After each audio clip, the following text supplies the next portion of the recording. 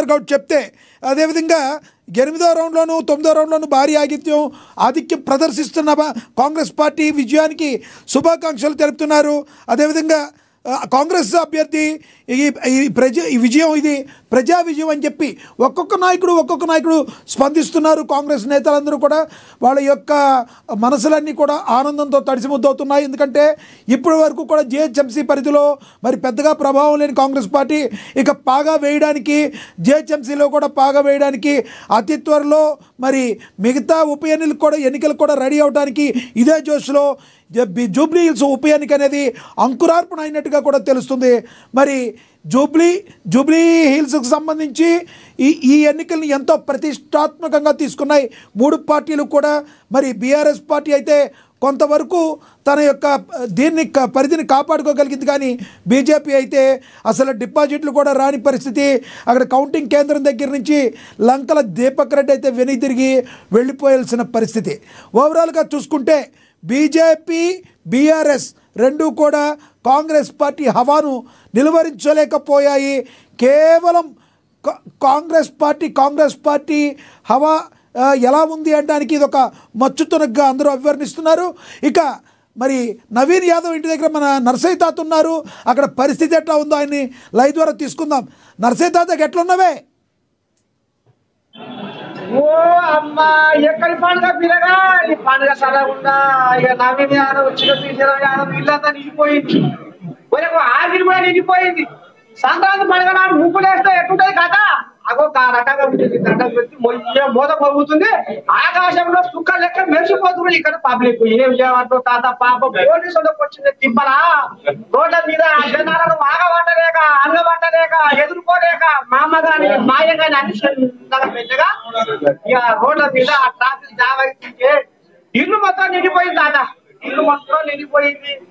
ఎక్కడెక్కడ సినిమాలో వస్తున్నారు, ఎక్కడెక్కడ జిల్లాల కొంచెం ఉన్న నాయకులు వస్తున్నారు. ఇక్కడ జూబ్లీ హిల్స్ లో మా నాయకుడి పండుగ మేము బ్రహ్మాండంగా చేసుకోవాలని జూబ్లీస్ లో ఉన్న షోటా మోటా నాయకులు కదిలినాయి. ఇక మొత్తానికి ఇప్పుడు నవీన్ యాదవ్ ఇంటనే ఉన్నా, ఇక మరి చిరశ్రీరామ్ యాదవ్ కూడా ఇంటనే ఉన్నాడు. ఇక ఇప్పటిదాకా ఆయన ముచ్చట పెట్టాం. ఇక ఇక్కడ కొన్ని కోయాగలు ఉన్నాయి. మరి ఈ కోయాగలు కూడా ఈ గెలుపులో ఏ రకంగా భాగస్వామ్యం కావాలనుకుంటున్నారు. ఇక కథ మొదలైందో ఇలా చెప్తా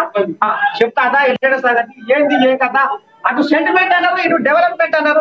ఇంతకు మరి ఏంది ఏ కథ ఏమాయే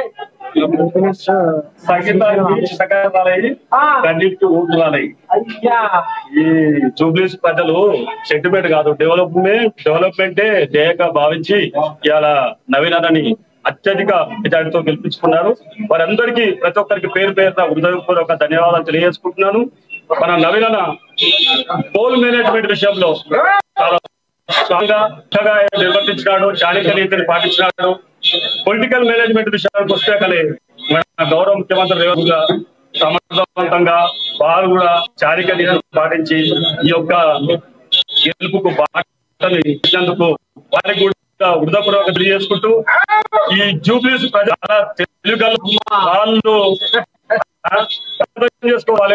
పల్లెటూరు లేరు, గ్రామాలకు వాళ్ళు హైదరాబాద్ లోని రాజధాని నగరంలో ఉన్నారు, మహానగరంలో ఉన్నారు, భారతదేశం గర్వించదగ్గ విశ్వనగరంలో ఉన్నారు. కాబట్టి చాలా తెలుగు కళలని నేను భావిస్తూ వారికి ప్రతి ఒక్క మరొకసారి హృదయపూర్వక ధన్యవాదాలు తెలియజేసుకుంటాను. భారీ మెజారిటీ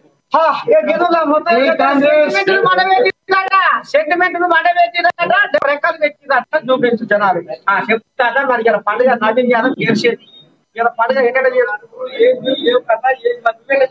పండుగ. ఈ యొక్క పండుగ కాంగ్రెస్ పార్టీ బీసీకి క్యాండిడేట్ డిక్లేర్ చేసిన రోజే విజయం అనేది ఖాయమైంది. కానీ నామినేషన్ రోజు లక్షలాది మందిని చూసిన తర్వాత ఈ జూబ్లీస్ ప్రజలు ఈ ఓటర్ లేకుండా అసలు యునానిమస్ గా విన్ అయితే బాగుండే అనే ఆలోచన వచ్చిండే. ఈ ఎలక్షన్స్ లేకుండా కూడా ఆ నామినేషనే ఆ రోజు చూసిన తర్వాత విజయం అనేది ఎప్పుడో మేము ఖాయమని చెప్పేసి డిక్లేర్ చేసినాం. కానీ మెజారిటీ 1,00,000 రావాల్సి ఉండే, ఇంకా కూడా ఓట్లు మాకు తక్కువ వచ్చినాయి. ఎందుకు వచ్చినాయి అనేది మేము బేజారు చేసుకొని మేము ఎక్కడ మాకు మైనస్ జరిగింది అనేది కూడా తప్పకుండా చేసాం. అభివృద్ధితో అరాచకం గత ప్రభుత్వం చేసినటువంటి అరాచకం అంతమైంది. ఈ రోజు అభివృద్ధి నినాదం ఇచ్చింది. నవీన్ యాదవ్ గారికి. చెప్తా మరి ఆ బిఆర్ఎస్ పోయి అడ్డం పెట్టి నోరు తెస్తే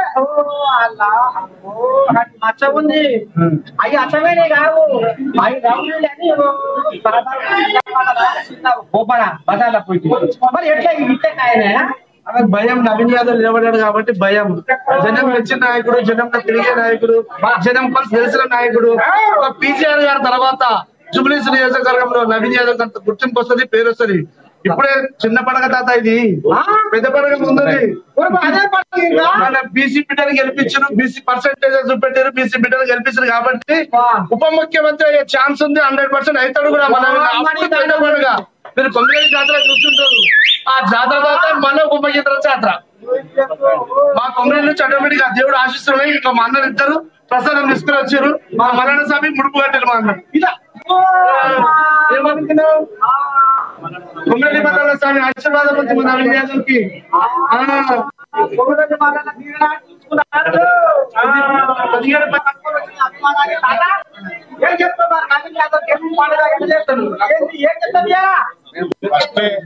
నవీన్ యాదవ్ అన్న ఎప్పుడైతే నామినేషన్ వేసిందో, ఎప్పుడైతే టికెట్ డిక్లేర్ అయిందో అప్పుడే గెలిచిందని మేము ఊహించినాం. ఎందుకంటే టీఆర్ఎస్ కళ్ళబొల్లికి మాటలు చెప్పి వాళ్ళు ఏదో మభ్య పెట్టి మారడికాయ చేసినట్టు మాట్లాడి అది ఇదివరకు చేసిన అభివృద్ధి 10 ఏళ్ళు చేసి కనబడ్డది. అందుకే ఈ జూబ్లీహిల్స్ ప్రజలు ఏకతాటిగా గెలిపించారు. మేము కూడా కొమ్రెల్లి ముడుపు మల్లన్న స్వామికి ముడుపు కట్టి మేము వచ్చి అన్నకు చెప్పినాము. మళ్ళా ఈ రోజు కూడా మళ్ళా స్వామి గారి అభిషేకం చేసి ఆ ప్రసాదం గిట్లా తీసుకొని వచ్చి ఇప్పుడు అన్నకు ఒకసారి మంత్రిగా చూడు కూడా మేము అందరం అనుకుంటున్నాం.